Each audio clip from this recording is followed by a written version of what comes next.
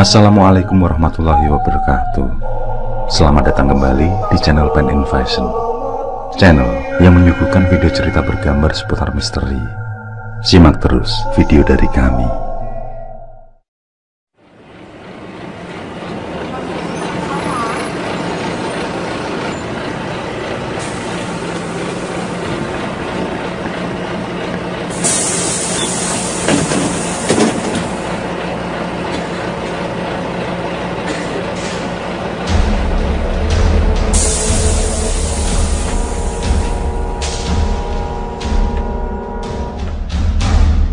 Aku mengumpat dalam hati. Bagaimana tidak, bis yang kutumpangi mengalami gangguan mesin, padahal tujuanku sudah hampir sampai.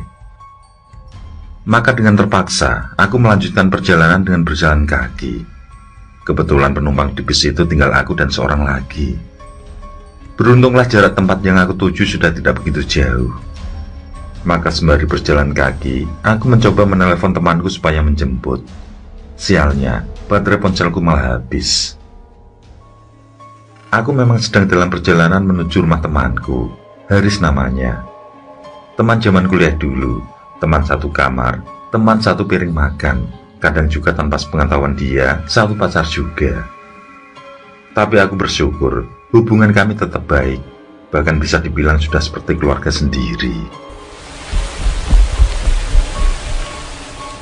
Aku percepat langkah. Gerimis yang semula mereda kembali melebat. Tidak ada warung atau kedai-kedai angkringan di sepanjang jalan yang kulewati. Di rumah sahabatku itu, aku yakin sudah dimasakkan makanan-makanan istimewa. Bawal bakar misalnya. Namun, bawal itu belumlah pasti seperti yang kubayangkan. Yang pasti, perut sudah terasa mendesak perlu diisi.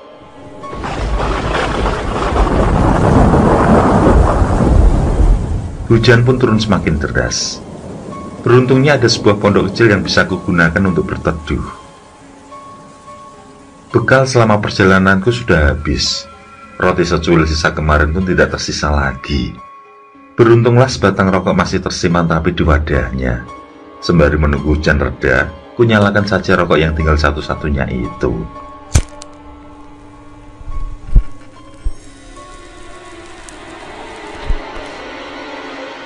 Terakhir kali aku kemari, sekitar 3 tahun yang lalu, masih banyak juga kujumpai andong untuk mengantar penumpang ke sana kemari. Tapi aku yakin, saat ini andong-andong itu pasti tergusur oleh pangkalan ojek, apalagi ojek online. Aku masih ingat, saat entah yang keberapa kali aku kemari, aku terjungkal dari dalam tempat duduk andong yang kutumpangi. Pasalnya, saat itu aku sangat lelah dan mengantuk berat. Sakitnya memang tidak seberapa, cuma malunya itu yang susah sembuh.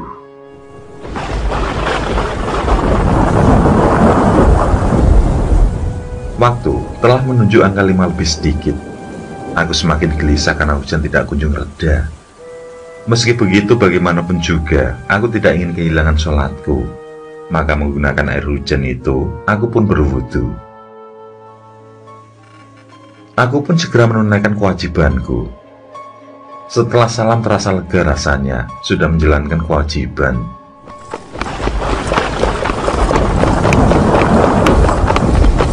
Aku sudah akan nekat menerobos hujan, ketika sayup-sayup aku mendengar suara langkah kaki kuda. Tapi suara hujan yang deras mengaburkan pendengaranku.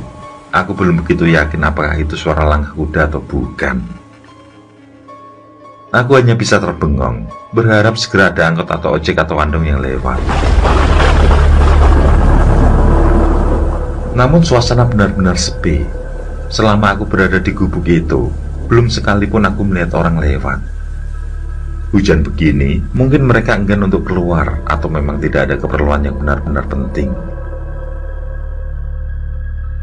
Aku tengah mengamati kabut yang menyelimuti pedesaan itu, ketika tiba-tiba tanpa kusadari, sudah ada sebuah andong berhenti di depanku. Sang kusir tidak mengatakan sepatah kata pun, hanya tangannya melambai mengisyaratkan supaya aku cepat naik. Kulihat sudah ada 4 penumpang di sana. Kendaraan yang aku tunggu-tunggu pun tiba. Tidak sabar rasanya untuk segera bertemu sahabatku. Maka tanpa pikir panjang, aku pun segera meloncat masuk ke dalam andong. Aku duduk di depan, sementara 4 orang lainnya berada di belakang. "Rumah Pak Dalail, Pak," pintaku pada sang kusir. Pak kusir hanya mengangguk tanpa mengeluarkan sepatah kata pun. Ya sudah, aku pun juga tidak akan banyak kata, yang penting segera sampai.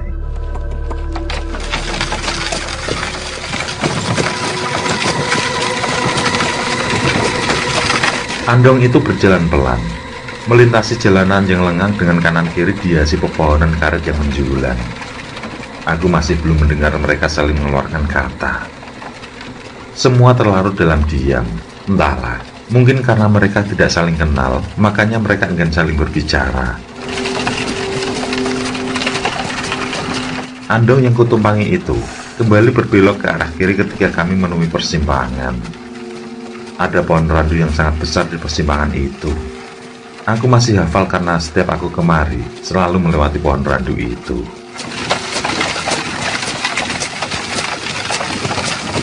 Beberapa detik setelah Andong melewati persimpangan itu, entah mengapa perasaanku tiba-tiba saja menjadi tidak enak.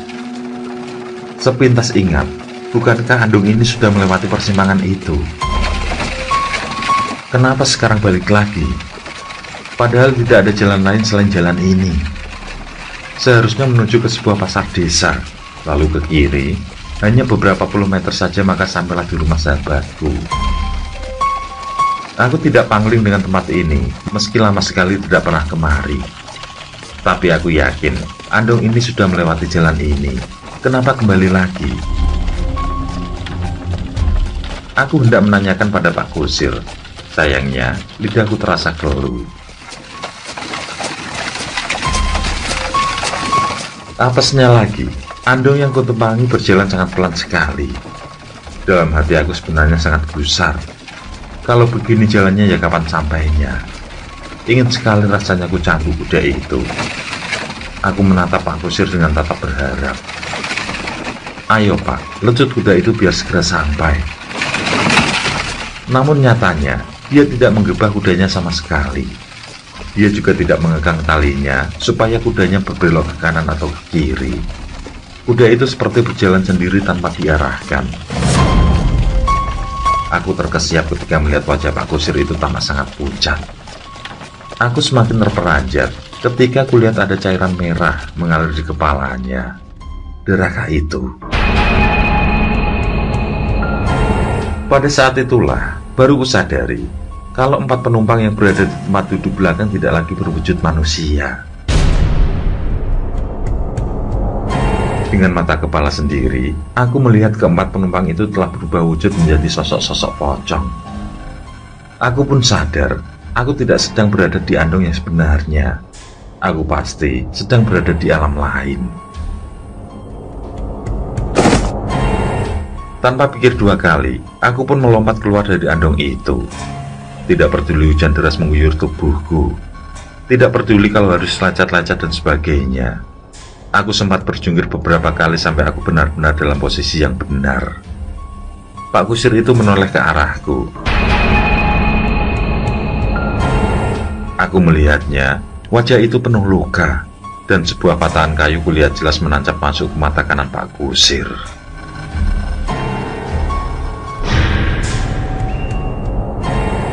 Dalam satu helaan nafas, Andong itu lenyap dari pandangan mata, meninggalkanku yang dihinggapi rasa takut bukan kepalang. Aku berusaha mengumpulkan nyali. Di bawah deraan hujan deras, mataku nanar ketika melihat sebuah gubuk di pinggir jalan. Itu adalah gubuk tempatku berteduh beberapa saat yang lalu. Saat nyaliku mulai terkumpul, aku pun berlari sekencang-kencangnya. Aku kembali melewati persimpangan yang ada pohon randunya itu. Mungkin sedari tadi, aku memang belum kemana-mana. Aku semakin memperkencang lariku. Pasar desa pun semakin dekat.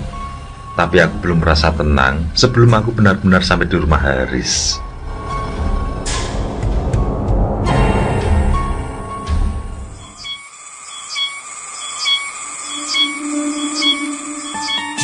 Sebatang rokok kretek dan secangkir kopi hangat menemani aku petang itu.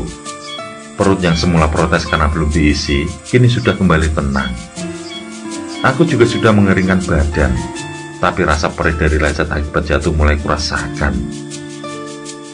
Wajah menyeramkan Pak Kusir itu masih sangat kuat membayang. Haris memandangiku dengan keheranan. Aku belum bercerita dengan apa yang barusan ku alami. Bisa jadi ia malah tidak percaya. Tapi dia mau percaya mau tidak, aku tetap akan bercerita.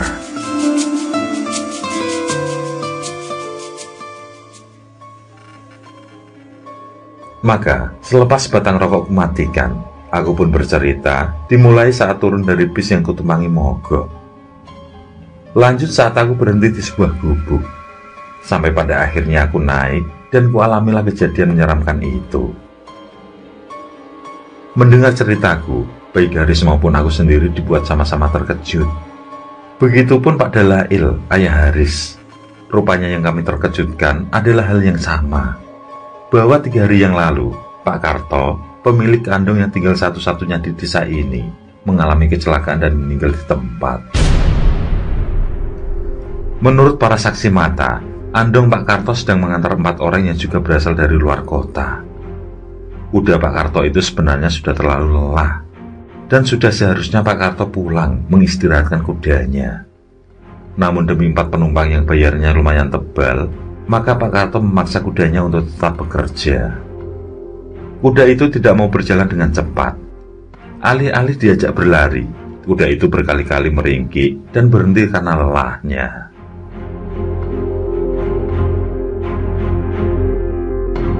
Sayang sekali dengan Pak Karto. Ia lupa dengan siapa yang selama ini membantunya mencari rezeki. Ia marah. Ia gusar melihat kuda kesayangannya tidak mau bekerja sesuai apa yang diperintahkannya.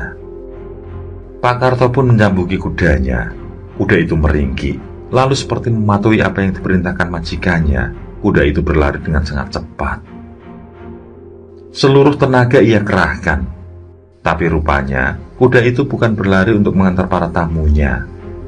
Kuda itu justru berlari menuju tepi jurang yang berada di gubuk tempat beristirahat. Kuda itu meluncur deras ke bawah jurang yang di dalamnya hampir 20-an meter. Kuda itu mati. Keempat penumpang di belakangnya juga meninggal di tempat kejadian. Sang kusir, yakni Pak Karto, harus tersiksa terlebih dahulu. Karena sebuah patahan kayu entah bagaimana kejadiannya menancap tepat di mata kanannya. Pak Karto baru meninggal semalam setelah kejadian saat berada di rumah sakit.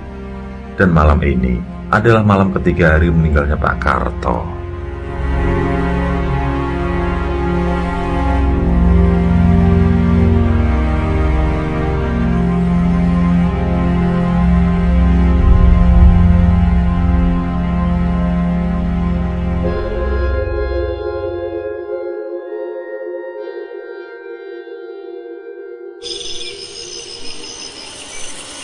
Haris sudah tidur dengan lelapnya.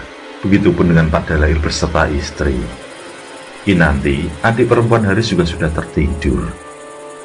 Padahal tujuanku datang kemari selain rindu dengan Haris, pastinya juga karena Kinanti itu. Tak heran selepas tahlil di rumah Pak Karto tadi, aku mendengar sekilas cerita orang-orang. Sudah hampir 2 malam ini mereka seperti mendengar ringkik kuda, disusul suara andong berjalan yang lalu dengan segera menghilang. Tinggallah aku sendiri yang belum juga bisa tertidur. Padahal aku benar-benar sudah sangat lelah. Kaki rasanya perih semua. Bayangan manis senyum Kinanti tidak sanggup mengalahkan bayangan raut wajah Pak Karto yang kesakitan karena bola matanya tertancap kayu. Aku bergidik, kasihan tapi ngeri. Satu-satunya orang yang masih memiliki andong di desa ini kini telah tiada. Bulu kuduku pun meremang hebat.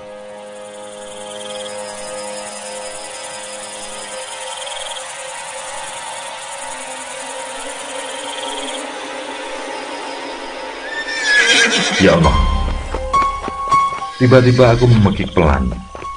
Aku benar-benar mendengar suara langkah kaki kuda. Suara itu memang berada di kejauhan.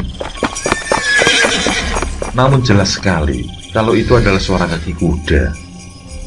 Ada suara gemerincing yang mengikuti. Sesekali terdengar suara kuda meringkik. Keringat dingin semakin membanjir. Aku pun membaca doa-doa sebisanya. Suara langkah kuda itu kurasakan semakin dekat. Rasanya bahkan sudah berada di sekitaran rumah ini. Jelas-jelas itu suara Andong. Aku menggigil, membayangkan Pak Karto dengan wajah yang rusak mengerikan, membawa penumpang 4 orang berwujud pocong. Dan aku memang sudah melihatnya. Aku benar-benar satu andong dengan mereka. Sekarang mereka berada di sekitaran rumah ini. Tidak, aku tidak ingin bertemu lagi dengan mereka. Namun tiba-tiba saja aku mendengar suara pintu depan diketuk. Aku jelas tidak berani membukanya. Tapi suara ketukan itu semakin keras. Aku coba bangunkan Haris, namun sungguh seperti kerbau anak itu. Sedikit pun tidak bergerak, mesti aku guncang-guncang badannya.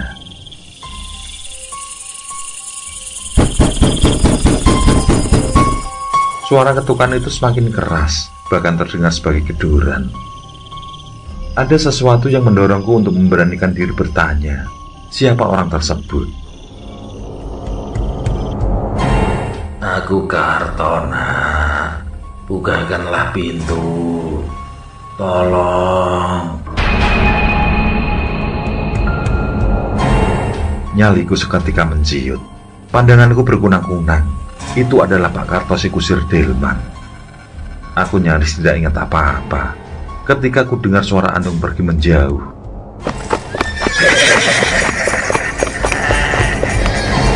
Ada tawa yang menggema bersamanya. Tawa Pak Karto di antara gemerincing lonceng dan derap kaki kuda. Setidaknya aku sedikit lega karena Andong itu semakin menjauh dan lenyap dengan perlahan.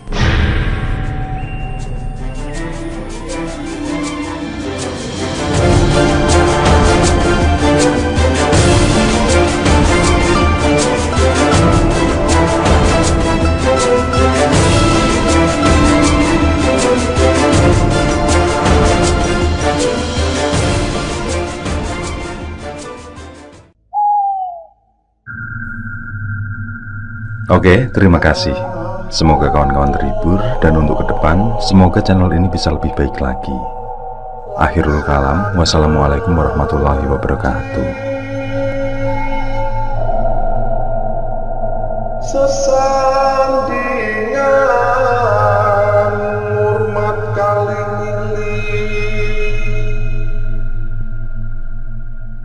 lakukan di muka sana.